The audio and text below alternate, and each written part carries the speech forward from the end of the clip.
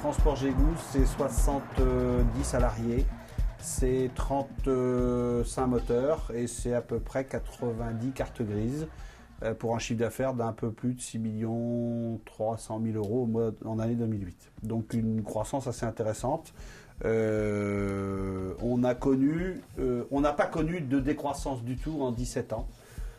J'ose espérer que ce ne sera pas la première année cette année, et on fera tout pour que ça continue. Maintenant, la crise, elle est là pour tout le monde. Il y a une façon de la combattre. Moi, je veux éviter de la subir. Je veux l'affronter. Et aujourd'hui, de crise, je parle plutôt de reprise.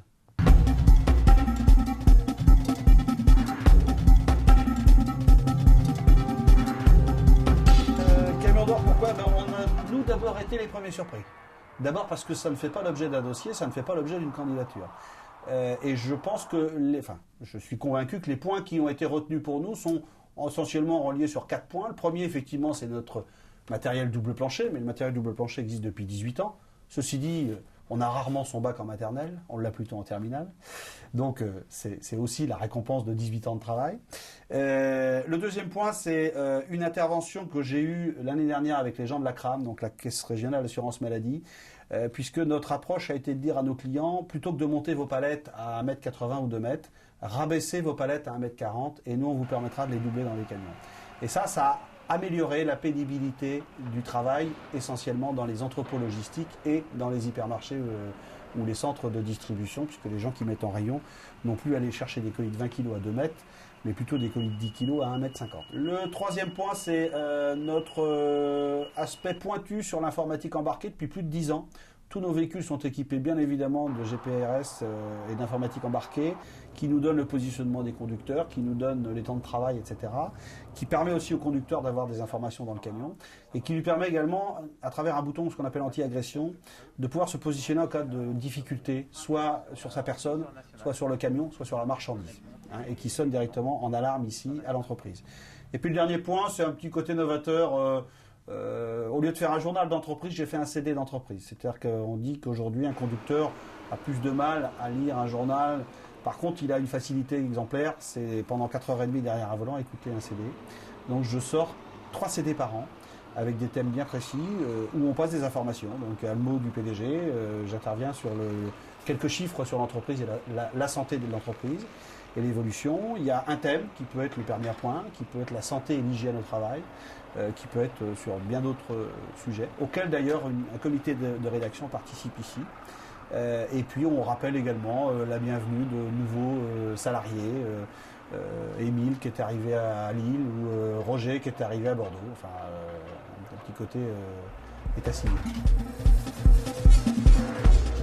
La remorque à double plancher, qui s'appelle aujourd'hui l'Impériale, puisque le brevet a été déposé bien évidemment.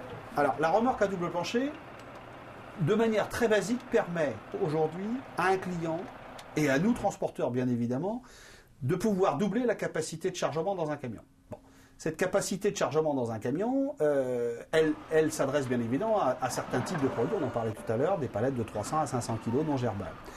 Il fallait qu'elle soit très très simple d'utilisation. Aujourd'hui, les normes de sécurité, les protocoles de chargement sont draconiens. Et moi, j'ai travaillé sur une remorque qui présente le fonctionnement le plus simple possible et qui puisse s'adresser à tout type d'entrepôt et tout type de chargement. En fait, c'est un semi-fourgon classique, hauteur de quai normale, elle fait 13,40 m par 2,45 m de large. Sauf qu'à l'intérieur, il y a un plancher hydraulique, que j'appelle un peu une nacelle d'ascenseur. Ce plancher hydraulique est posé dans la remorque. On charge 33 palettes, 10 tonnes. Lorsque c'est terminé, le conducteur actionne sa télécommande. Le plancher monte, décaisse notre toiture comme un système de boîte à camembert et permet de positionner à nouveau 33 palettes sur le plancher du dessous. Une fois que c'est terminé, on redescend le plancher qui redescend le toit. Et on a en fait positionné à l'intérieur d'un camion 66 palettes type européenne avec 10 tonnes en haut et 14 tonnes en bas. Ça a nécessité de travailler sur une technologie simple d'utilisation. On a repris quasiment avec le carrossier la technologie des bétaillères, chose qu'on connaît bien en Bretagne, puisque aujourd'hui les bétaillères transportent des animaux sur 2 niveaux, voire même sur 3 niveaux aujourd'hui. On voit des cochonnières à 3 niveaux. Donc en fait, je me suis dit, si on est capable de monter des cochons sur 2 étages, on devrait quand même bien être capable de monter des palettes sur 2 étages.